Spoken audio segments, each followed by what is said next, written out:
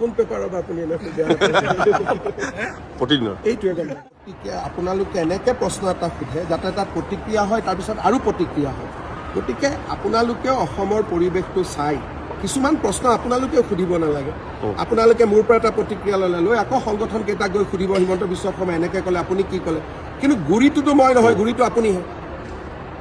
এইটো মোৰ ভাষণ নহয় আপুনি মোক এটা সুধি লয় সুধি পেলাই তাতে গৈ পেলাই পুৰাটো নকয় আধা কয়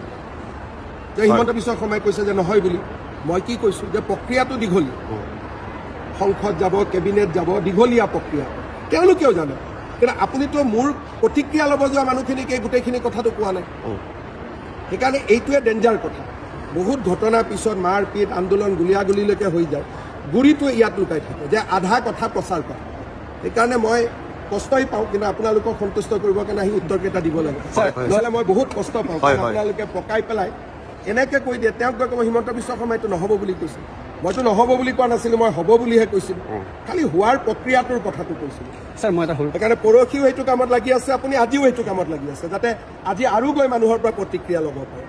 প্ৰতিদিনৰ মালিকো এনেকুৱা মানে কি ক'ম বেয়া শব্দ কোৱাৰ কোনো ভাষা নাই আলফাৰ দিনাৰ পৰাই অসম কেইখন জ্বলাই আছে